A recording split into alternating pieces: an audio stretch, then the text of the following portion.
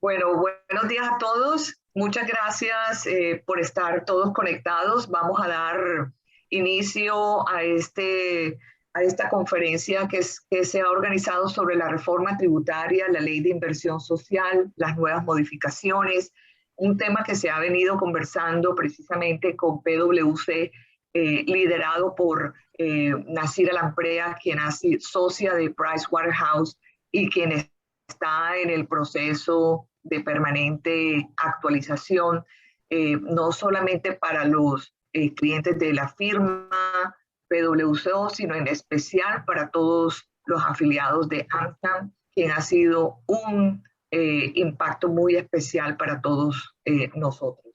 En este webinar, específicamente sobre la reforma tributaria, quiero comentarles pues que se han definido los siguientes temas: el impuesto sobre la renta para personas jurídicas, el impuesto de normalización tributaria complementario al impuesto sobre la renta, el impuesto sobre las ventas, exención del IVA, tráfico postal, el apoyo a empresas afectadas por el paro nacional, entre otros, serán de los temas que estarán ahí tocando. Y nuestras invitadas especiales están Nasira Lamprea, quien es socia de impuestos de PwC en Barranquilla, María Fernanda Castillo, quien es la gerente de impuestos de PwC en Barranquilla, y María Mónica Archila, gerente de impuestos PwC Medellín. Para todos ustedes, las personas que no las conocen, les voy a dar un breve resumen pues de lo que es cada una, su perfil.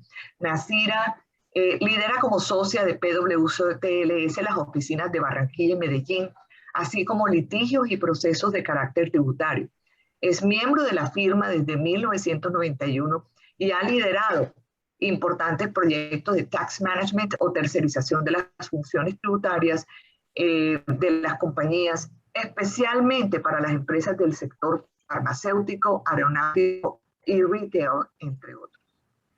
También tenemos a María Fernanda Castillo, quien cuenta con más de 10 años de experiencia en el manejo de asuntos legales tributarios, aduaneros y cambiarios, especialmente en los temas de planeación tributaria internacional, litigios contenciosos en materia fiscal y aduanera, compliance de impuestos sobre la renta para individuos, corporaciones y consultoría de los diversos temas tributarios, aduaneros y cambiarios.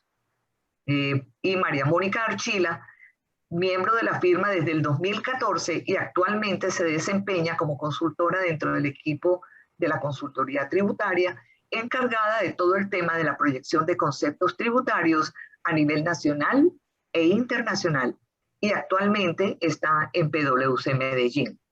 De manera que a todas tres, especialmente Nasira, que ha sido tan especial con nosotros y con nuestros afiliados para cualquier consulta que se ha generado pues a raíz de estos comités, les agradecemos muchísimo su tiempo y poder compartir con nosotros todo este gran espacio que hemos coordinado para nuestros afiliados.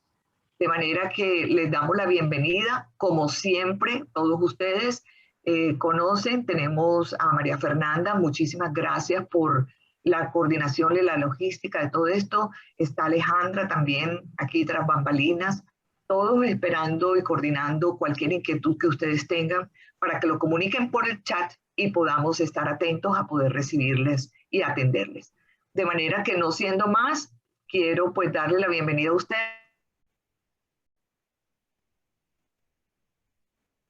Iniciamos. Bueno, Vicky, muchísimas gracias. Muchas gracias a AmCham por esta invitación. ¿Aló? ¿Sí me escuchan? Sí. Sí, te estamos escuchando. Ya yo cierro acá. Bueno, muchísimas gracias, Vicky. Muchas gracias a AmCham y a todas las personas que nos están colaborando para poder llevar a cabo esta charla. Bueno, ya saben las personas que nos van a acompañar, entonces en este caso ya yo le cedo la palabra directamente a María Fernanda, quien inicia en esta fase. Sigue, María Fernanda. Gracias, Nasira. Bueno, vamos a dar inicio entonces a esta charla con las modificaciones en el impuesto sobre la renta. Sigamos, por favor, Andrés.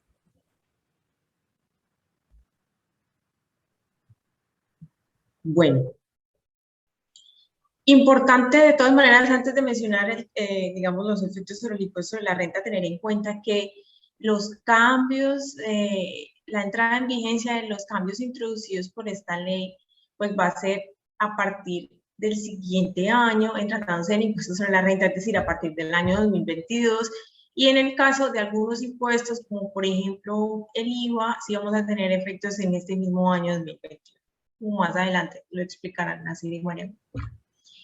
En el impuesto sobre la renta, entonces, como lo han escuchado, a partir del año 2022 se plantea un incremento a la tarifa del impuesto. Lo que estaba previsto en la ley 2010, es decir, en la anterior reforma tributaria, era que la tarifa se iría disminuyendo paulatinamente en el transcurso de los años siguientes, de manera que para el año 2022 estaba planeado que la tarifa fuera el 30%. Con esta norma, entonces, por supuesto que ese cambio estimado se detiene y a partir del año 2022 la tarifa va a ser 35%. Para el sector financiero se prevé una sobretasa del 3%, de manera que para ellos la tarifa del impuesto será del 38%. Y, por supuesto, pues la tarifa del 35% aplicará a toda la repartición de dividendos que se realice desde este año, pues en tratándose de dividendos grabados en lo que pues algunos llaman el impuesto de igualación. En el impuesto de renta también se plantea que el descuento, la posibilidad de incluir como descuento del impuesto de industria y comercio en el impuesto sobre la renta quede en un 50%, que es lo que venimos aplicando hasta este año. Y estaba previsto que se extendiera a un 100%, entonces digamos que se mantiene en ese 50%. Por supuesto, el ICA sigue siendo deducible o descontable a elección del contribuyente.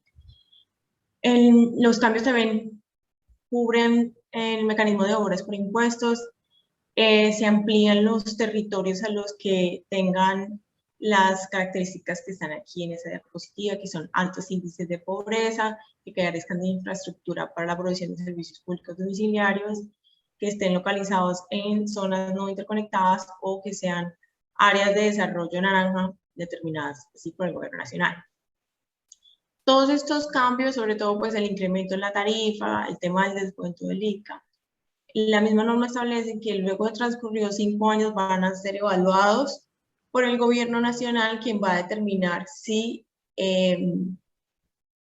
continúan estas tarifas aplicando o si básicamente no resultaron convenientes.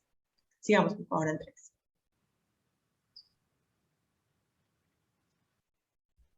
Bueno, en la economía naranja, que es ese beneficio que otorgó, digamos, este gobierno con una tarifa de renta especial, se modifica de la siguiente manera.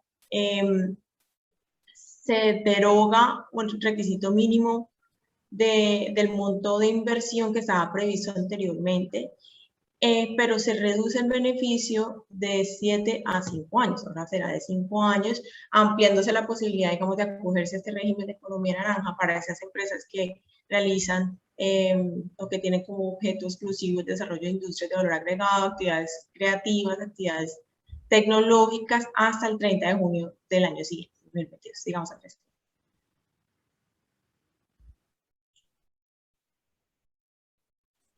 Bueno, para las concesiones y las alianzas público-privadas se amplía la posibilidad de usar lo que se denomina carryback y carry forward de 2 a 5 años en el caso del carryback y de 5 a 10 años en el caso del carry forward. Esto lo que implica es que las personas van a poder utilizar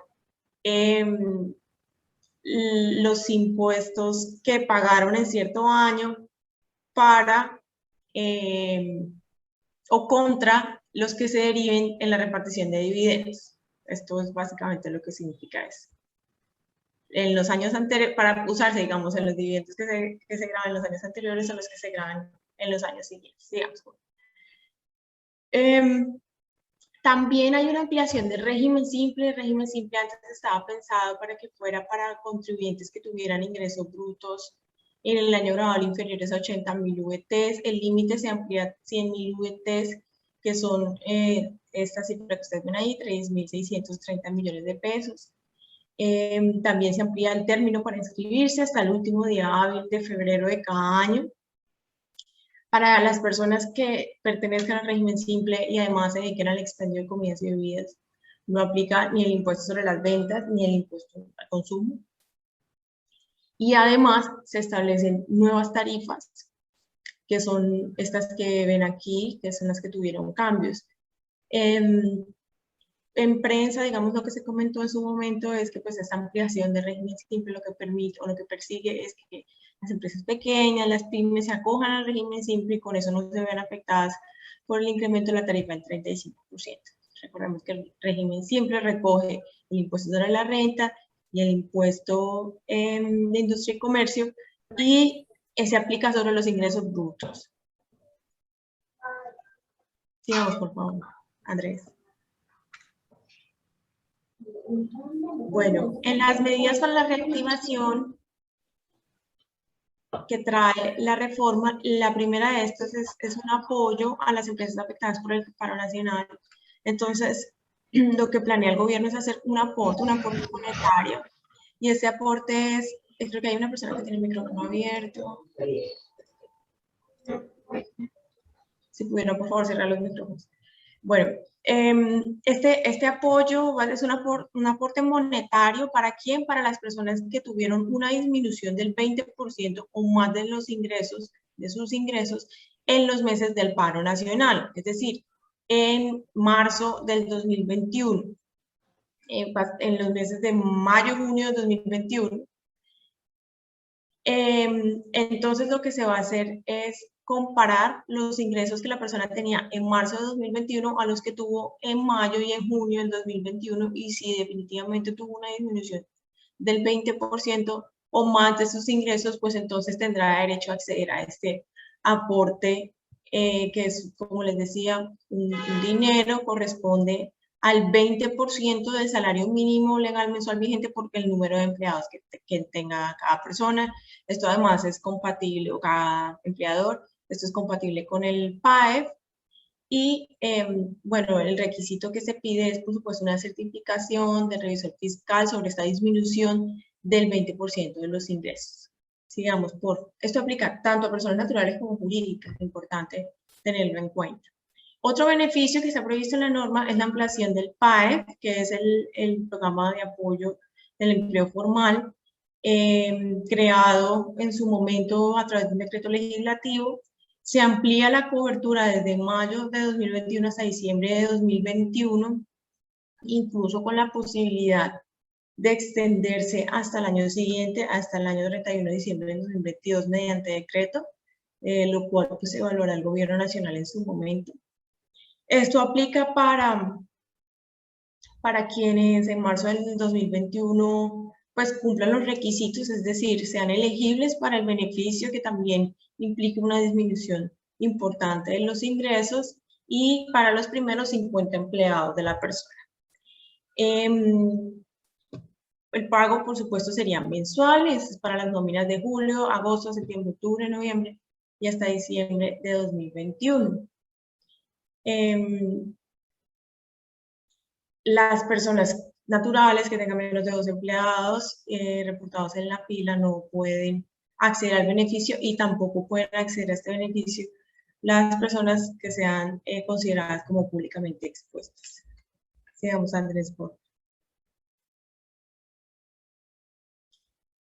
Bueno, y otro, digamos, tema que trae la reforma es el impuesto de normalización tributaria. El impuesto de normalización tributaria generalmente es un impuesto complementario al impuesto al patrimonio. En esta reforma, como no hay impuesto al patrimonio, se plantea como un impuesto complementario al impuesto sobre la renta. La normalización tributaria, pues que hace una medida que pues, ha estado presente en las últimas reformas, nuevamente digamos que se repite, por supuesto, con una tarifa mucho mayor a la del año anterior. La tarifa es el 17%. ¿Cuándo estoy sujeto a este impuesto? Por supuesto, pues esto es para la posesión de activos omitidos o pasivos inexistentes, pasivos que yo haya reportado en mi declaración de impuestos sin tener los soportes necesarios. La base gravable es el costo fiscal de los activos, o un autoavalúo comercial que pues está limitado al costo fiscal. Este impuesto se va a presentar o se va a declarar en una única vez, mediante una declaración que se presentará en el año 2020. Esta declaración no admite correcciones. Sin embargo, está previsto un anticipo del 50% del valor del impuesto que se tiene que pagar en este año, en el año 2021. Esto pues está sujeto a reglamentación del Gobierno Nacional. Esperamos que en los pocos días salga, teniendo en cuenta que ya estamos casi en octubre del 2020. Por supuesto, pues este impuesto no es deducible el impuesto sobre la renta. Sin embargo, pues tiene unos beneficios, y es que me permite a mí que yo incluya en mi declaración de renta estos activos, y también, digamos, que legalice estos pasivos que incluí sin tener derecho. Y en materia cambiaria no se prevén sanciones en el caso de esos activos que se encuentran en el exterior. Sigamos por. Listo, entonces aquí terminamos el tema del impuesto a la renta. Ahora sigue María Mónica con el IVA. Hola, ¿me escuchan?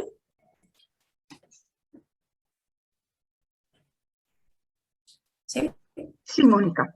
Listo, gracias. Bueno, buenos días. En materia de impuestos sobre las ventas, como ustedes recordarán, cuando se eh, presentó el proyecto de reforma tributaria en el primer semestre de este año, se planteaban bastantes modificaciones en materia de IVA, lo que generó bastante inconformidad y inconvenientes en materia de orden social en el país, de manera que en una, digamos que en una medida inteligente por parte del gobierno, en este caso, en esta reforma, las modificaciones en IVA son muy puntuales, y se dejó de lado, digamos, este tipo de propuestas que habían de gravar servicios públicos o ciertos bienes de primera necesidad. Entonces, pues, esos cambios que se planteaban no se adoptaron en esta ley de inversión social. Los cambios son muy puntuales, como los vamos a ver. El primero de ellos que vamos a tratar es los días sin IVA. Para hacer un recorderis, los días sin IVA fue una medida que por primera vez se adoptó en la reforma tributaria pasada, la ley 2010 de 2019, y esto iba a tener aplicación a partir del año 2020. La reforma sale a final de año, en el 2019, y su aplicación era pues el año pasado. Cuando sucede todo este tema de la pandemia y del COVID-19, salen unos decretos legislativos regulando ciertos temas, digamos que con la finalidad de conjurar la crisis ocasionada por el COVID. Y dentro de esos decretos, con fuerza de ley, se emite un decreto que es el 682 de 2020, donde se establece la aplicación de los 3 días sin IVA para el año 2020, y este decreto dice que se va a aplicar esta exención en las condiciones previstas en dicho decreto, y no como se había planteado inicialmente en la reforma tributaria del año 2019. Hubo cambios en ese decreto legislativo, se ampliaron los beneficios. Ya lo vamos a ver ahorita como más al detalle. Entonces, ¿qué pasa en esta reforma tributaria? Se mantiene este beneficio de la exención de 3 días sin IVA en el año, los cuales se podrán establecer por parte del gobierno mediante decreto, una vez al año hasta 3 días. Cambios como importantes, se incluyó el pago en efectivo como un medio válido de pago. Y dentro de la definición de electrodomésticos se incluyeron también bienes que utilicen el gas combustible o energía solar para su funcionamiento. Anteriormente se decía que bienes electrodomésticos que utilizaran gas natural para su funcionamiento hacían parte de esta exención, y aquí se modifica, la norma no contempla bienes que utilicen gas natural, sino que lo modifica por gas combustible o energía solar. En la semana pasada justamente sale el proyecto de decreto que establece los 3 días sin IVA para este año 2021, dentro de los cuales están, pues el primero sería aproximadamente en un mes, que es el 28 de octubre, nuevamente en noviembre y luego en el 3 de diciembre. El 3 de diciembre. Esto es un proyecto de decreto y está abierto para comentarios de la ciudadanía hasta el viernes de esta semana. Si no llega a sufrir modificaciones, pues estos serían los 3 días sin IVA para el año en curso. Pasamos por favor a la siguiente diapositiva y vamos a ver como un cuadro comparativo con digamos que estas modificaciones que les estoy contando. Entonces, en la primera columna, o en la segunda columna más bien, está la reforma tributaria que creó esta exención. Luego está el decreto legislativo, que fue cómo se aplicó por primera vez el beneficio el año pasado durante el COVID. Y al final de la tabla, en la última columna, tenemos la reforma tributaria actual, la ley de inversión. Entonces, digamos que primero, como importante de resaltar, ver que en un principio la exención estaba pensada con unas VTs más bajas, es decir, el precio de venta unitario de cada uno de esos productos, fuera vestuario, juguetes, útiles escolares, elementos deportivos, era de las VTs que se mencionan ahí en esta columna, y se ampliaron casi todos al doble, digamos que se amplió al doble el beneficio. Lo que hace la ley de inversión es mantener estas VTs que estaban en el decreto legislativo, y también en el decreto legislativo del año pasado se incluyó como bienes cubiertos bajo esta exención los bienes de sector agropecuario que como precio unitario tuvieran un valor igual o inferior a 80 VTs. La ley de inversión social mantiene el beneficio para los bienes agropecuarios que no estaban en la reforma tributaria pasada. Entonces, digamos, en el caso del vestuario, vamos a tener el beneficio de los 3 días sin IVA para, digamos, una prenda de vestir que valga aproximadamente 20 VTs, este año son como 726.000 pesos. Entonces, una prenda que normalmente vale 100.000 pesos va a quedar en 81.000 pesos. 80 VTs, que son los electrodomésticos, para este año sería un valor aproximado de 2.900.000 pesos, que eso es un valor razonable. En el caso de juguetes y juegos, 10 VTs son aproximadamente 360.000 pesos, y así, bueno, para cada uno de estos bienes. Pasando a los requisitos, de resaltar las diferencias, porque lo que estamos resaltando más son las diferencias. En la reforma pasada se decía que aplicaba el beneficio para enajenación en locales comerciales físicos de bienes al detalle que estuvieran ubicados en Colombia y que la venta se hiciera directamente y de forma presencial a personas naturales que fueran los consumidores finales. El año pasado se eliminaron los términos locales comerciales físicos, y también digamos que se eliminó de forma presencial. Entonces esto se modificó, y ahora en la reforma actual se mantiene el texto del decreto legislativo, y además se adiciona expresamente la posibilidad de aplicar la exención en ventas que se hagan virtualmente. Entonces cualquier venta por medio electrónico además va a poder aplicar esta exención de los 3 días sin IVA, lo cual es una decisión afortunada, pues, en virtud de las circunstancias que estamos viviendo de salubridad. En cuanto a la factura electrónica, la reforma tributaria pasada decía que debía expedirse una factura electrónica. Luego el decreto ley el año pasado dice que también se puede emitir un documento equivalente como documentos POS o incluso facturas litográficas para aplicar la exención. Esta reforma elimina digamos, la posibilidad de emitir un documento equivalente como el documento POS o facturas litográficas, y dice que únicamente es válido si se emite una factura electrónica con validación previa. Esto, digamos que nos parece importante y resaltarlo porque, digamos, en una situación como los almacenes de cadena, pues nos deja, digamos, que en una situación compleja para este tipo de almacenes, por ejemplo, que emiten documentos POS. Digamos que como está la norma redactada, solamente podría accederse a este beneficio si se emite factura electrónica con validación previa. También se hace un cambio y se decía que la factura debía entregarse el mismo día de la transacción, así se manejó el año pasado. Este año dice que si la transacción se realiza por un medio virtual, electrónicamente, entonces se da plazo hasta el día siguiente de que se hizo la transacción, hasta las 11:59 de la noche, para emitir la factura electrónica. Como les mencioné, se incluyó el pago en efectivo y, bueno, respecto a los demás requisitos, digamos que sí se mantienen iguales.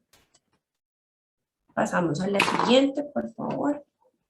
Bueno, eso respecto de los 3 días sin IVA. Un siguiente cambio que se hizo en materia de IVA es una modificación al artículo 428 del Estatuto Tributario.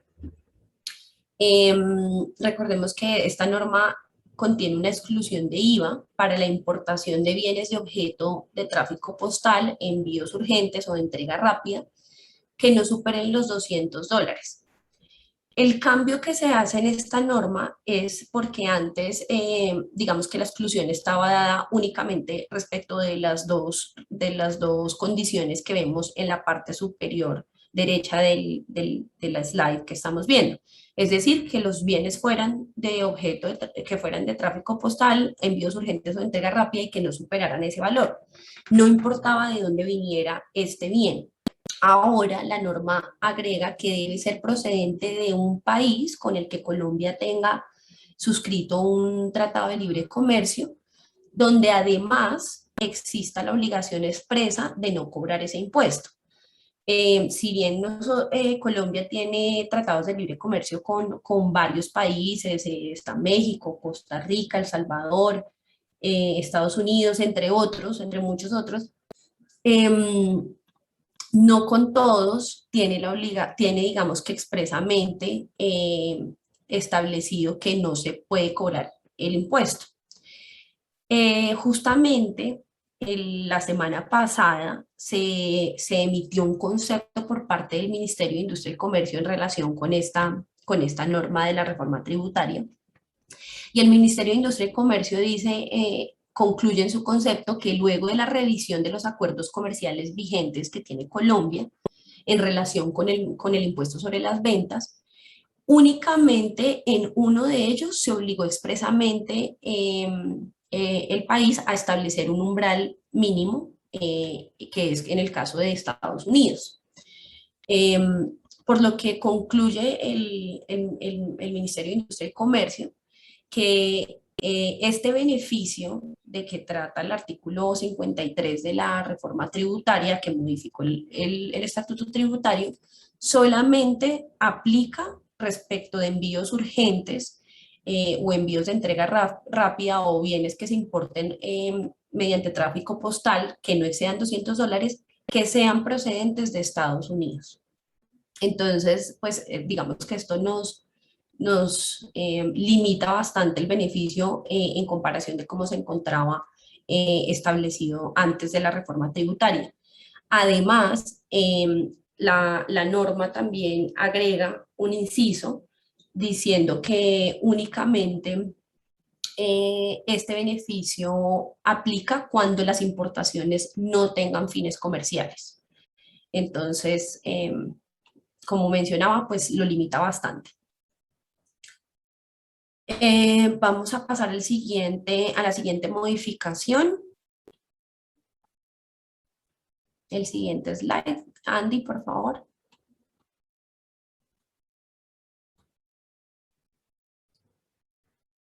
Antes de esa, acá, gracias. El último cambio es en materia de el sector o digamos que impacta al sector de hotelería y turismo. Lo que hace la Ley de Inversión Social es hacer una modificación a la Ley 2068 que se emitió en diciembre del año pasado. Esta Ley 2068 hizo unas modificaciones a la Ley General de Turismo y en esa ley se hizo ciertas modificaciones o ciertos cambios, ¿sí? En materia como tributaria que benefician al sector turismo. Como ustedes saben, pues se ha visto, es uno de los sectores que se ha visto más afectado digamos que a raíz de la pandemia. Entonces, el cambio que hace es esta norma establece una exención transitoria de IVA hasta el 31 de diciembre de este año para servicios de hotelería y de turismo a residentes en Colombia. Lo que hace la reforma, la Ley de Inversión Social, es ampliar esa exención transitoria hasta 31 de diciembre del año siguiente. Entonces, durante todo el año próximo, digamos que no va a tener IVA, va a estar exentos todos aquellos servicios de hotelería y de turismo a residentes en Colombia, lo cual incluye turismo de reuniones, congresos, convenciones y exhibiciones y entretenimiento. Y uno de los requisitos es que el hotel debe contar con una inscripción activa en el Registro Nacional de Turismo. Esas son las modificaciones en materia de IVA. Vamos a pasar a procedimiento tributario. Le doy paso a Nasira, que nos va a comentar sobre estos temas. Muchas gracias, María Mónica y María Fernanda. Bueno, continuamos con otros artículos de la reforma, como mencionaba Mónica, relacionados con temas de procedimiento y obligaciones formales. El primero de ellos que queremos tocar es el tema de la facturación electrónica. En el caso de la facturación electrónica, digamos que tenemos varios cambios.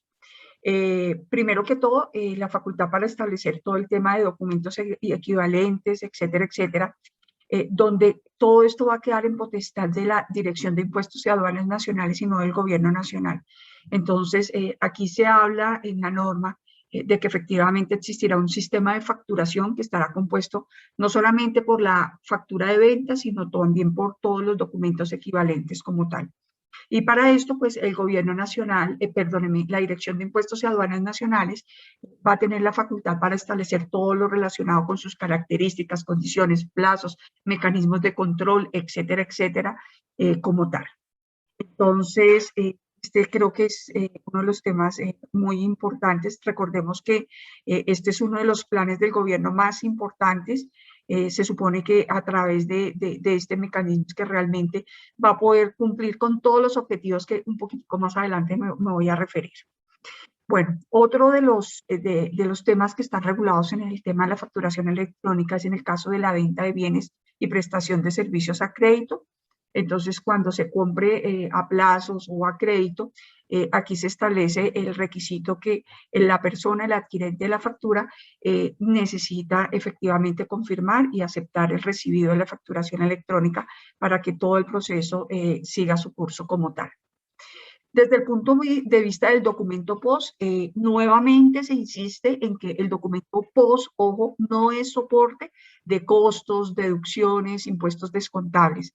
Esto es supremamente importante. O sea, el hecho de que se pueda emitir un documento POS no significa que esto habilita al adquirente del bien y servicio para solicitar el costo, la deducción o el impuesto descontable. La norma es clara que en este caso se requeriría que, a pesar de que la operación está soportada con un POS, también el adquirente exija la factura electrónica para poder cumplir con estos requisitos y efectivamente tener derecho a la deducibilidad o descontable del costo y gastos. Por otra parte, también se establece la posibilidad de que aquellas operaciones que sean inferiores a 5 VTs, máquinas registradoras, se pueda emitir el documento POS.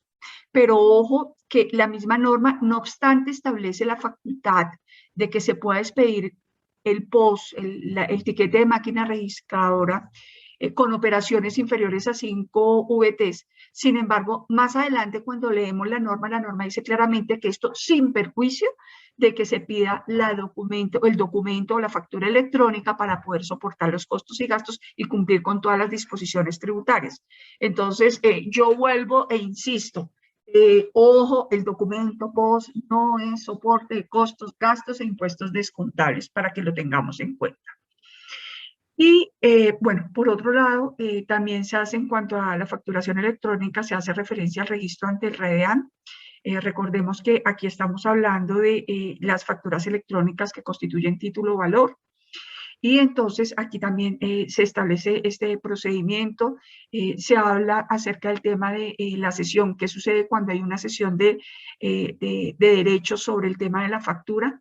Y el punto más importante para resaltar es que cuando exista esa cesión, la norma también exige que esto se registre ante el RADIAN, ante la administración, ante la Dirección de Impuestos y Aduanas Nacionales. O sea, no solamente se registra o se valida la factura en el momento en que se realiza la operación inicial, sino en el evento en que existe una cesión de derechos, también se requiere que esa cesión quede debidamente registrada como tal para que efectivamente se lleve a cabo la materialización y transferencia de los derechos económicos. Por último, en relación con el tema de la facturación electrónica, hay otro tema y es que se aclara, se establecen 3 tipos de sanciones cuando estamos hablando de la validación, de la transmisión de la facturación, de la factura electrónica.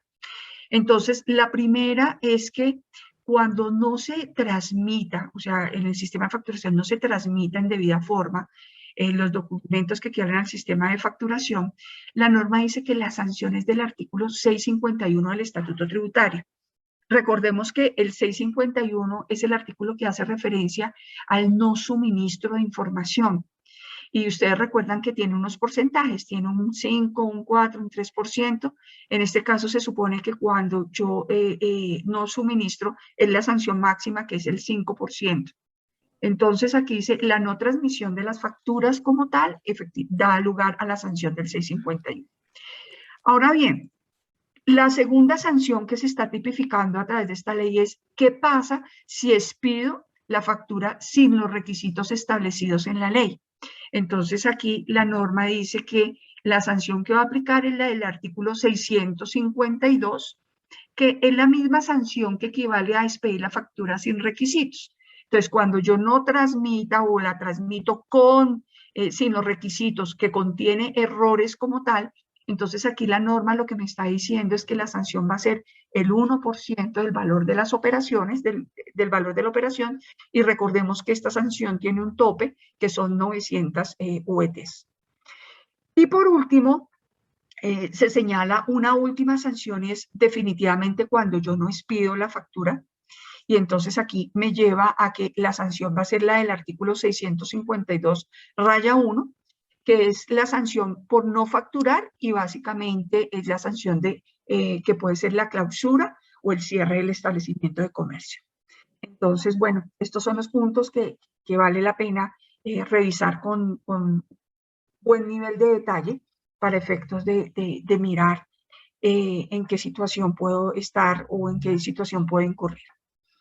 Bueno, un segundo cambio en temas de procedimiento lo tenemos desde el punto de vista nuevamente de la definición del beneficiario efectivo. Lo primero que quiero resaltar es que recordemos que hay una entidad que es el GAFI, que es todo lo que se encarga de regular todo este tema de lavado de activos. Y lo primero es que hay una referencia directa de esta norma tributaria a esas normas, o sea, para efectos de interpretación, para efectos de aplicación, se van a tener en cuenta esos criterios que han sido definidos por la GAFI. Ahora bien, ¿qué cambios tenemos o qué se define con esta nueva norma de ley de inversión? El primer punto, que era ya un tema que ya había sido modificado por las normas de la GAFI, y que comenzó, esto es importante que lo tengamos todos claros, a partir del 1 de septiembre, ya el tema de beneficiario efectivo ya no es del 25%, sino que pasó a ser el 5%. O sea, miremos cómo se disminuyó sustancialmente este porcentaje, y eso significa pues que realmente vamos a tener que investigar mucho más a fondo para poder identificar realmente quién es el beneficiario efectivo cuando estamos hablando de aquellas compañías en las cuales en las empresas en las cuales y compañías en las cuales es necesario identificar.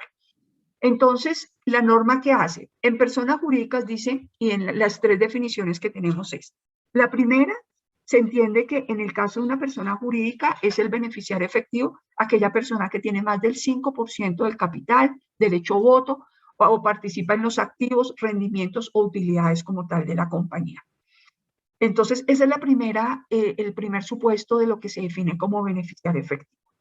El segundo es que aquella persona que actuando individual o conjuntamente ejerza control sobre esa persona jurídica. Entonces, aquí también me dice, a pesar de que no tenga esa participación, pero ejerza un control, también entendemos que es un beneficiario efectivo como tal.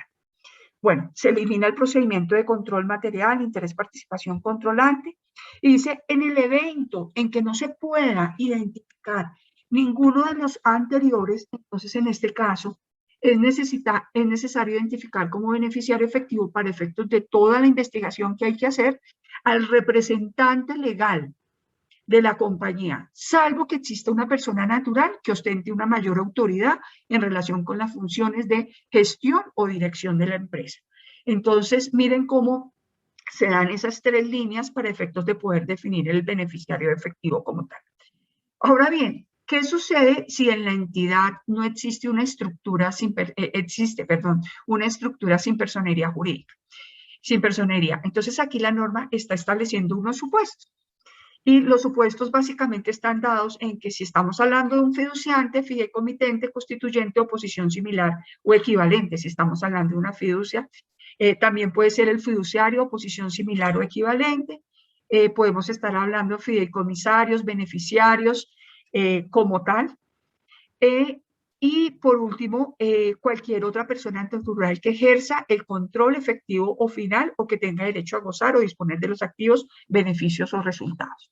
Entonces, yo les recomiendo que revisen con cuidado esta disposición legal por varias razones. Primero que todo, porque la administración de impuestos, pues con la norma se crea un registro único de beneficiarios efectivos. Esto es supremamente importante porque esto forma parte del RUT.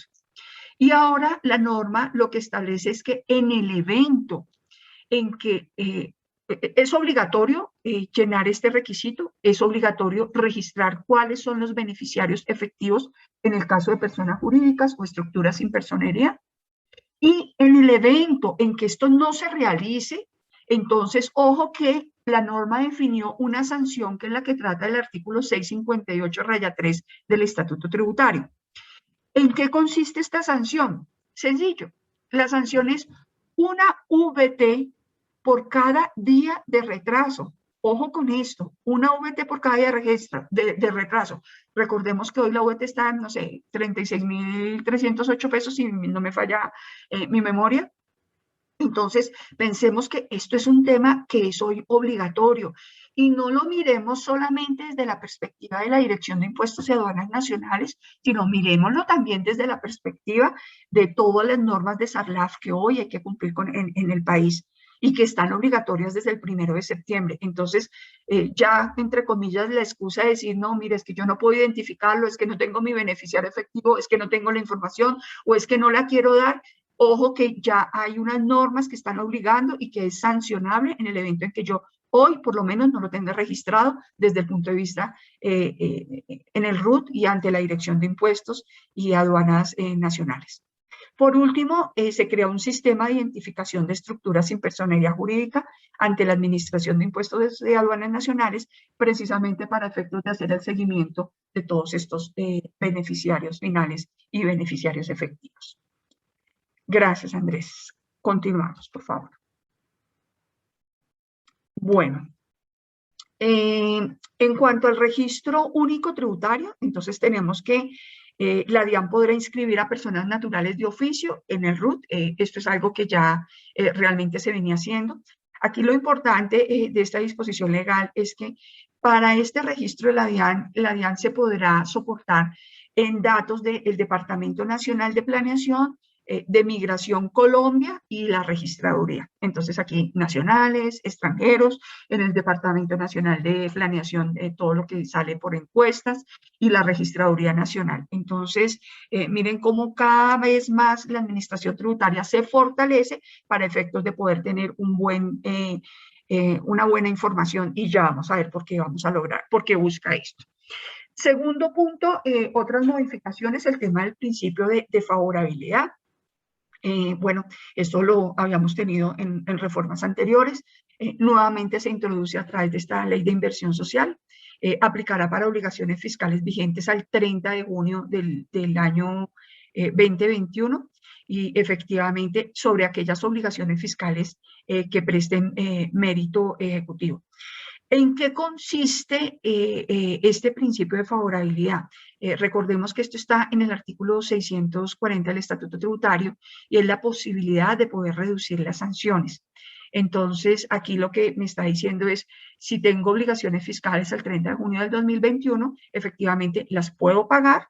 Tengo que pagarlas, pero puedo pedirle a la Administración de Impuestos, efectivamente, la aplicación de este principio de favorabilidad debe solicitarse hasta el 31 de marzo del año 2022.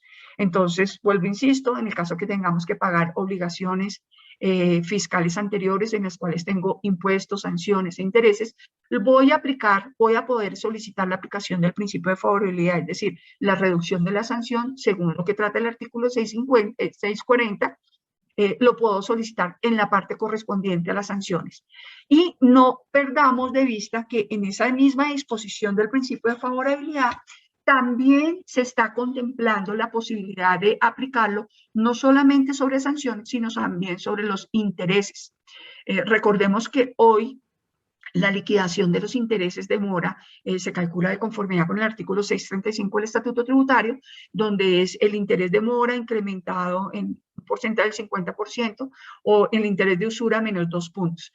Entonces, aquí la norma en aplicación del principio de favorabilidad también está estableciendo la posibilidad que si yo tengo obligaciones vigentes al 30 de junio del 2021, tenga la posibilidad de aplicar principio de favorabilidad sobre los intereses. Pero, ¿y en qué consiste el beneficio? En que ya no voy a aplicar esa tasa tan alta, sino que puedo utilizar la tasa de interés corriente.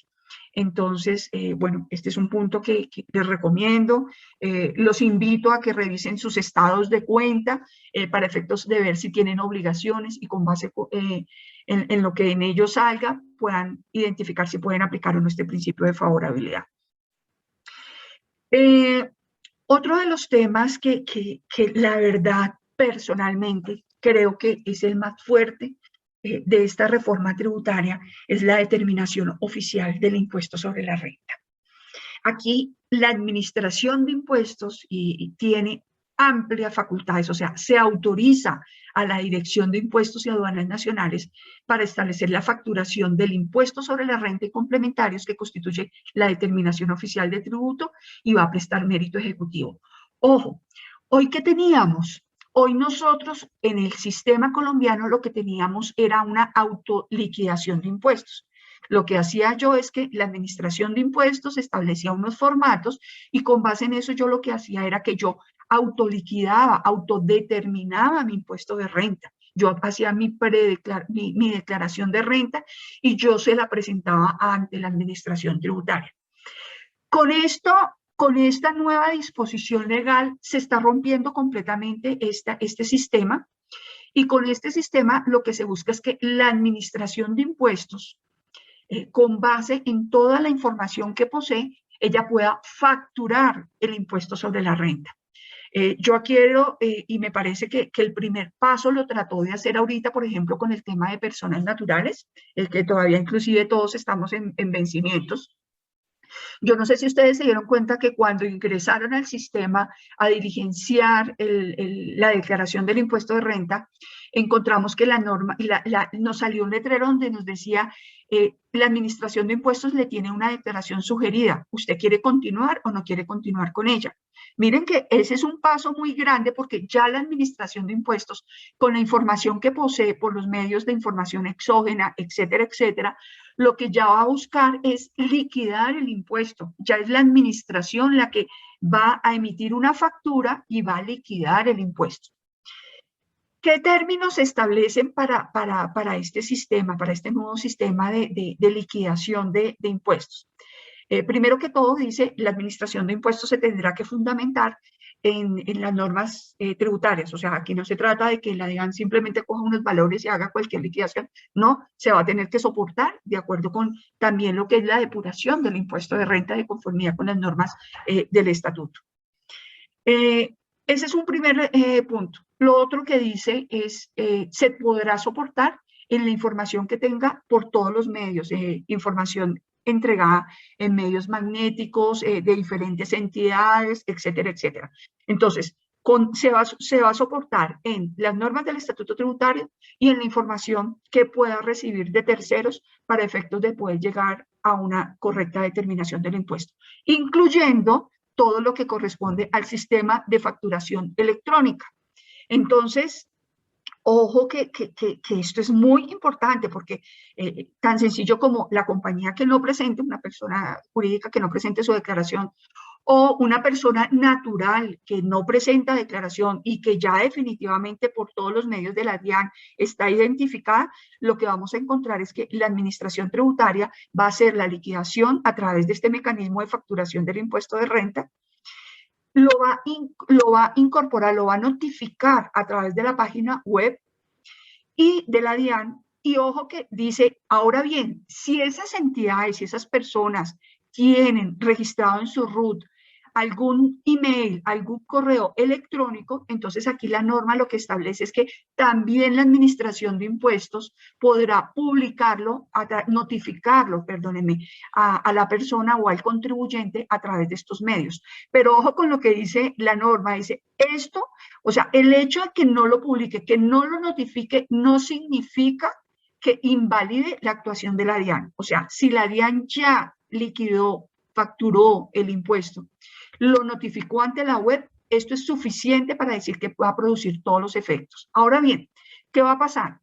Una vez que se ha notificado, a partir del día siguiente, el contribuyente cuenta con un término de 2 meses para efectos de presentar su declaración privada, y simplemente los requisitos que le dice la norma aquí es, ojo, usted puede optar y presentar por los sistemas que pretende la DIAN, es decir, presentar su liquidación privada, lo tendría que hacer dentro de estos 2 meses, pero eso sí, por lo menos tiene que incorporar la información que ha sido liquidada y sugerida por parte de la administración tributaria. O la otra opción que tiene el contribuyente es incorporar todo y presentar su declaración por el otro mecanismo. Ahí no va a pasar nada, o sea, porque el contribuyente actuó. ¿De qué forma actuó? Pues simplemente fue y presentó su liquidación privada, incorporó toda la información que tiene que cruzar con la información que ha sido reportada por terceros. Pero puede que la otra situación que puede pasar es que el contribuyente no haga absolutamente nada. Entonces, si el contribuyente en este caso no hace nada, entonces simplemente esta liquidación del impuesto de renta que ha hecho la administración tributaria quedará en firme y constituye mérito ejecutivo. ¿Eso qué significa? Que preste mérito ejecutivo. Significa que ya ese es el título que tiene la administración de impuestos para iniciar un proceso de cobro, embargar, ejecutar y lograr el cobro. Entonces, yo insisto, de verdad, yo creo personalmente que esto es lo más importante que para mí que viene la reforma tributaria, porque es donde la administración tributaria, con todo lo que está haciendo a través de obtener la información exógena, facturación electrónica, etcétera, es la forma como la administración ya tiene la información para poder hacer autoliquidaciones de impuestos. Ahí la norma también establece que se aplicará el artículo de la liquidación provisional, eso ya lo teníamos en reformas anteriores. Bueno, y yo creo que este tema podría dar para una reunión, una charla por lo menos de 1 hora, 2 horas más. Entonces, los invito a que revisemos con cuidado. Seguimos. Ahora bien, tenemos otra disposición legal que es el tema de reducción transitoria de sanciones e intereses. Este es un artículo que ha dado bastante discusión.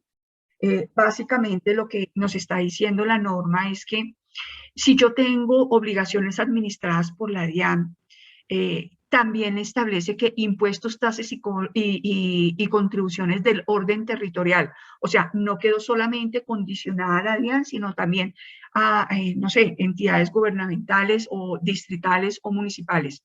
Dice que se paguen hasta el 31 de diciembre del 2021 o se suscriban facilidades de pago que se suscriban con la DIAN hasta el 31 de diciembre del 2021, respecto a obligaciones que se encuentren en mora hasta el 30 de junio del 2021. Entonces, organicemos.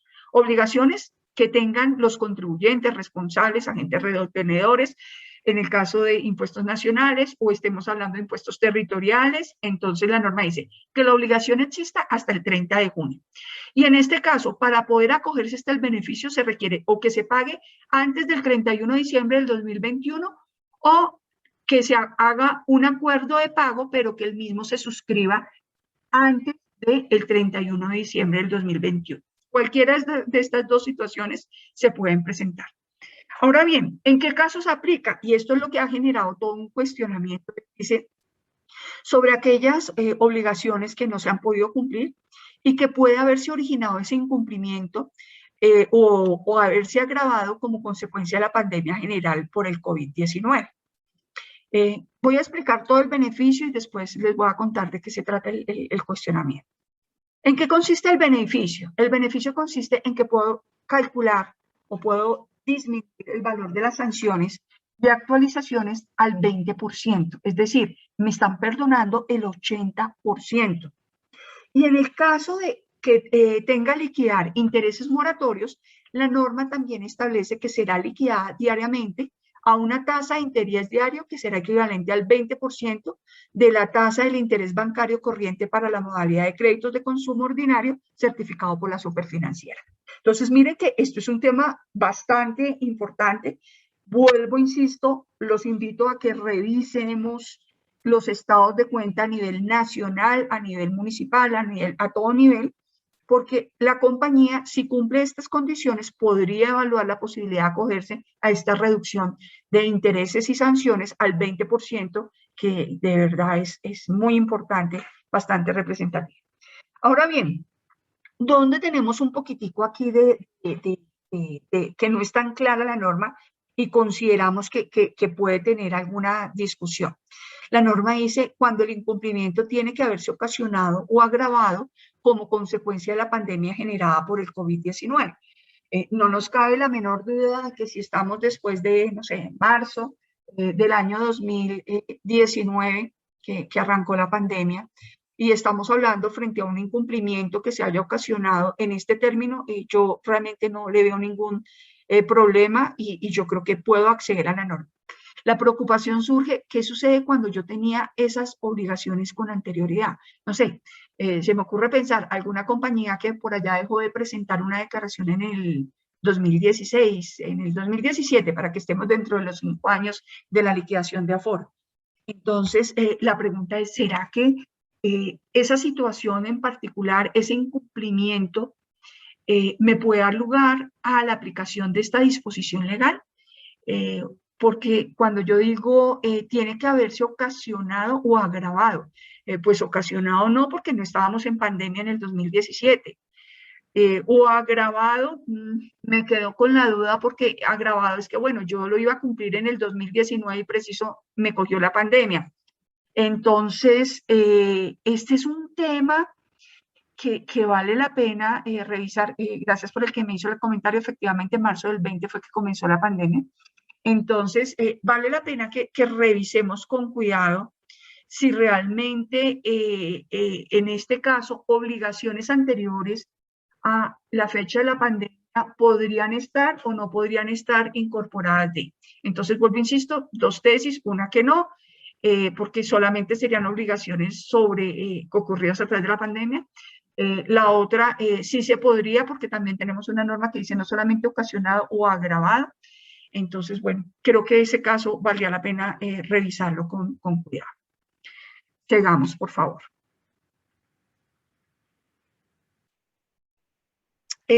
Bueno, tenemos otra disposición legal. Esta disposición legal hace referencia, como varias reformas de años anteriores, que trae la terminación por mutuo acuerdo de los procesos administrativos, tributarios, aduaneros y cambiarios y la conciliación contenciosa administrativa. Entonces, en esta norma, en este supuesto, recordemos que el supuesto es que ya existe una controversia con las autoridades tributarias. Y en esa controversia ya se han notificado por parte de la Administración de Impuestos actos administrativos con anterioridad al 30 de junio del año 2021. No importa el año, puede ser 2016, 17, 18, 19, bueno, no creo que haya nada todavía del 20.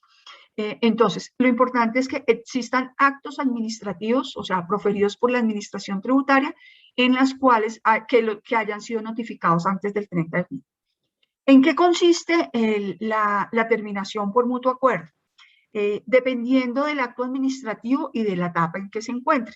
Entonces me dice, oiga, si a usted ya le notificaron un requerimiento especial, una liquidación oficial o una resolución que resuelve un recurso de reconsideración, entonces la administración me dice, usted puede buscar la terminación por mutuo acuerdo y consiste en transar el 80% de las sanciones e intereses y la actualización, y el contribuyente responsable o agente retenedor tendrá que pagar el 100% del impuesto, porque es que el impuesto no es negociable, tendrá que pagar el 20% de las sanciones e intereses actualizadas y corregir la declaración. Entonces, en eso consiste. ¿Qué hay que hacer?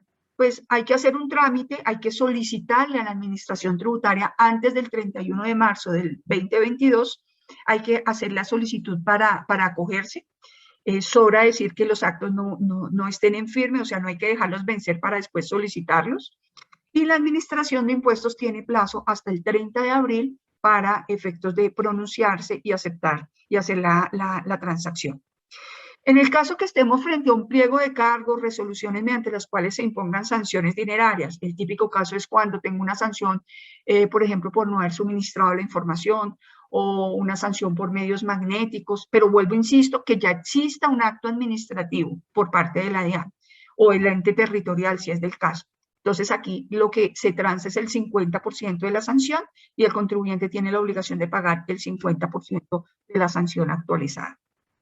Ahora bien, en el caso que tengamos resolución-sanción y las que se resuelvan en el recurso de reconsideración. Resolución-sanción, entonces, por ejemplo, es ya no tengo el pliego de cargos mediante el cual la DIAN me pretende poner, por ejemplo, una sanción por no suministrar información, sino que ya el contribuyente dio respuesta y ya la DIAN impuso una sanción a través de esa resolución-sanción. Entonces, aquí la norma lo que establece es que se transa el 70% de la sanción e intereses si hay lugar a ello y el contribuyente debe pagar el 100% del impuesto, el 30% de las sanciones e intereses y presentar la declaración correspondiente o subsanar el hecho que se está, en el cual se incurrió y que generó la conducta sancionable. Entonces, en este tercer supuesto estamos hablando de resoluciones-sanción y en las que se resuelvan los recursos de reconsideración. Y por último, tenemos los actos administrativos en los cuales se imponen sanciones por devolución o compensación improcedente. En este caso, entonces la norma lo que me está diciendo, se puede transar el 50% y el contribuyente paga el 50% y la actualización correspondiente, sin perjuicio de que tenga que reintegrar el valor devuelto el mayor valor devuelto o compensado indebidamente. Entonces, bueno, para recapitular, obligaciones, actos administrativos notificados antes del 30 de junio del año 2021.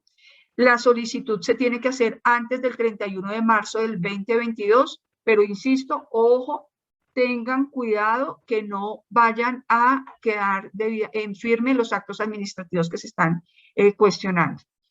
Y por último, la administración tributaria tiene plazo hasta el 30 de abril para llegar al acuerdo y hacer la transacción. Seguimos con el siguiente slide. Bueno, tenemos la conciliación contenciosa administrativa. En la conciliación contenciosa administrativa, lo que sucede es que ya la discusión o la controversia no está planteada en vía gubernativa, sino está planteada en vía jurisdiccional.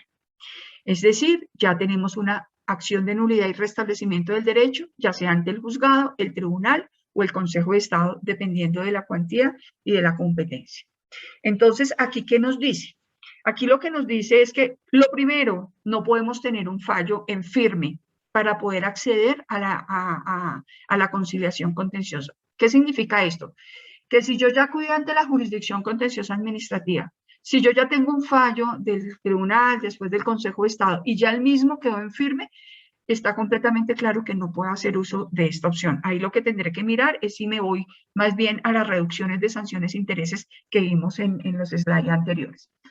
La conciliación contenciosa parte del supuesto que todavía estamos en la controversia y estamos pendientes de una decisión definitiva por parte de la jurisdicción contenciosa administrativa. Entonces, ¿qué se concilia? Entonces, básicamente, se concilia el 80%, en el caso de liquidaciones oficiales, en única instancia o en procesos en segunda instancia. En la única instancia se concilia el 80% del valor de las sanciones e intereses, es decir, el contribuyente si quiere acogerse paga el 100% del impuesto y paga el 20% del total de las sanciones, intereses y actualización. Eso si el proceso se encuentra en primera instancia. Si el proceso ya tiene un primer fallo y está en recurso de apelación en segunda instancia, llámese tribunal porque en primera instancia fue el juzgado, segunda instancia el tribunal, o primera instancia tribunal y segunda instancia el Consejo de Estado, entonces ya aquí en esta instancia la norma dice que yo puedo conciliar el 70% del valor de las sanciones e intereses y actualización, y el contribuyente para poder acceder al beneficio tiene que pagar el 100% del impuesto y el 30% restante del valor de las sanciones, intereses y actualización. En el evento en que no estemos frente a una liquidación oficial, sino estemos frente a una sanción dineraria, entonces la norma lo que me dice es que podemos transar el 50% de las sanciones actualizadas y el contribuyente lo que tendrá que hacer es pagar el otro 50% restante. Y si estamos frente a una sanción por devolución o compensación improcedente en la vía jurisdiccional, entonces me dice que puedo transar el 50% de sanción actualizada más intereses, si es del caso, no creo que haya en ese caso, y dice que el contribuyente paga el 50% y ojo que tendrá que reintegrar el mayor valor de las sumas devueltas o compensadas en exceso más los intereses.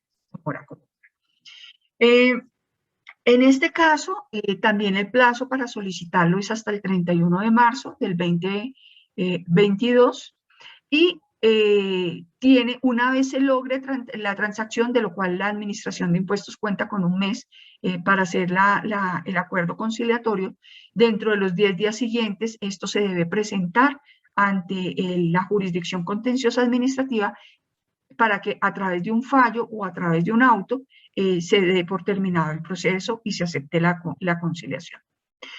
Uno de los temas que me parece importante que revisen es que en el caso de la conciliación y de la terminación por mutuo acuerdo, sí, bueno, ya lo comenté en la terminación por mutuo acuerdo, pero en el caso de la conciliación se está contemplando la posibilidad que el contribuyente pague antes de solicitar la fórmula de conciliación, que para eso tiene plazo antes del 31 de marzo del 2022, o también da la opción de que se haga un acuerdo de pago con la Administración de Impuestos. Ese acuerdo de pago no puede exceder el término de 12 meses, o sea, el plazo máximo que se va a dar para poder pagar son 12 meses. Me llama la atención, esto era algo que no había visto en reformas anteriores, y aquí miren que se le está dando la facilidad al contribuyente que, a pesar de que, bueno, estamos en una situación bastante de crisis económica, aquí le está dando al contribuyente la posibilidad de que, bueno, si puede pagar cuando haga la fórmula, no hay ningún inconveniente, pero si no puede pagar, puede fijar un acuerdo de pago y pagar el valor en 12 cuotas, bajo estas condiciones que están establecidas. Ahora bien, ¿qué sucede si el contribuyente no paga? Incumple el acuerdo de pago. La norma es completamente clara. Si se incumple el acuerdo de pago, tanto en la terminación contenciosa como en la terminación por mutuo acuerdo, como en la conciliación contenciosa administrativa, la norma establece que en este caso el contribuyente pierde todos los beneficios, es decir, que tendrá que pagar el 100% de las sanciones, el 100% de los intereses. Entonces, bueno, ahí yo los invito a que revisar con cuidado para mirar cuál es la situación que más pueda ayudar a la compañía. Sigamos, Andrés, por favor, gracias. Entonces, no sé, yo creo que hasta aquí hemos como tratado de tocar en términos generales todos aquellos aspectos que consideramos relevantes para efectos de. No sé si tenemos ahí un espacio, María Fernanda y Mónica, para preguntas.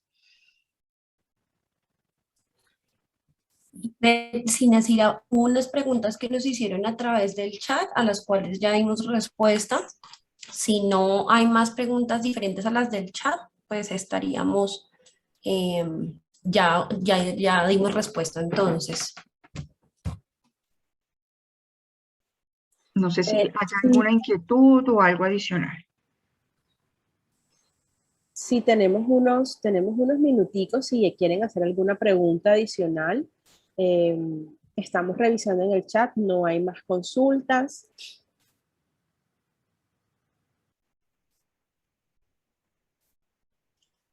Hay una persona que tiene la mano levantada, ¿sí? Creo.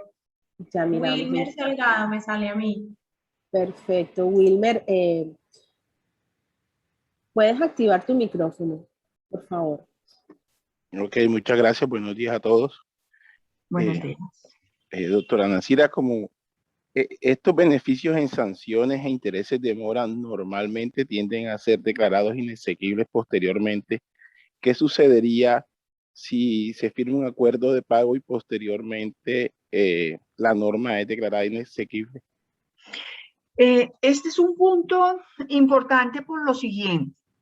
Lo que se ha declarado, o sea, la parte de terminación por mutuo acuerdo o conciliación contenciosa administrativa, aquí la Corte normalmente no es muy dada que se den esta clase de figuras, pero no se han declarado en algunos casos inexequibles, porque la diferencia en la terminación por mutuo acuerdo y conciliación contenciosa es que aquí no se sabe todavía quién tiene la razón. O sea, existe una controversia. La administración tiene una posición y el contribuyente tiene la posición también en la cual se está defendiendo. Pero aquí no existe certeza que tenga un derecho y como consecuencia a través de una amnistía se esté renunciando a un valor por parte del Estado. Entonces, en este caso, el tema de la inexequibilidad, pues en lo último, no se ha dado con este criterio de la Corte. Sobre esto hay un test, me acuerdo perfecto, pero digamos que el punto más importante es, ojo que en este caso todavía, o sea, precisamente no tiene la razón la administración que yo tengo mi mecanismo de defensa, tengo cómo hacer valer mis derechos y tengo la posibilidad de acudir ante el Tribunal del Consejo de Estado para que me declare un derecho, para que me restablezca el derecho que yo tengo como tal. Entonces, al no existir un derecho como tal de la DIAN consolidado, por esa razón no podemos decir que es que la administración tributaria ya está renunciando a algo, porque es que puede que el fallo salga a favor mío y simplemente la DIAN no tiene derecho absolutamente a nada. Entonces es importante. A diferencia con lo que sí se ha declarado inexequible, que eran, ¿se acuerdan las famosas condición especial de pago? Que básicamente sí era eso, o sea, yo ya tengo una obligación con la DIAN, ya la DIAN tiene el título, ya aquí no hay una controversia en cuanto a la determinación del impuesto. Sin embargo, el Estado en este caso sí está renunciando o a una parte de la exención a uno pase los intereses. Entonces, esta pregunta es muy importante porque aquí sí podemos estar frente a una situación donde se pudiese, en el evento en que fuera demandada, pudiese evaluarse la posibilidad de que estuviéramos frente a una de estas figuras que ya la Corte lo ha mencionado de diferentes formas, no debería continuar haciendo o no deberían continuar haciéndose. Ahora bien, no sé, hay otros elementos de juicio en el medio y es el tema de la pandemia, ¿no?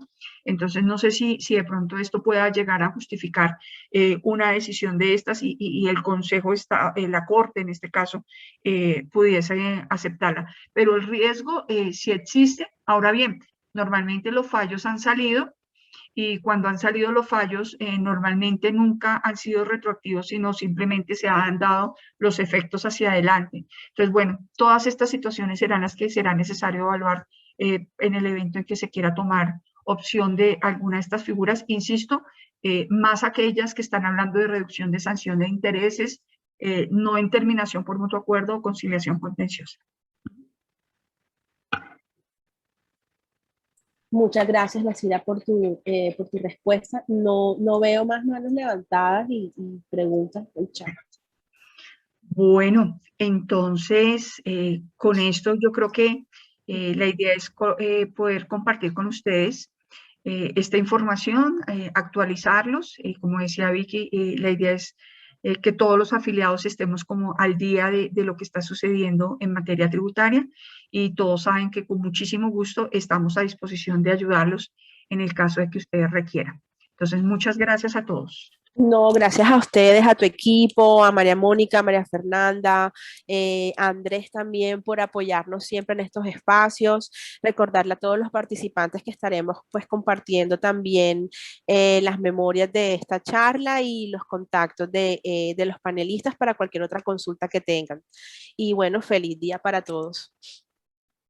Muchas gracias a todos. Hasta luego. Gracias, feliz día. Muchas gracias. Hasta luego.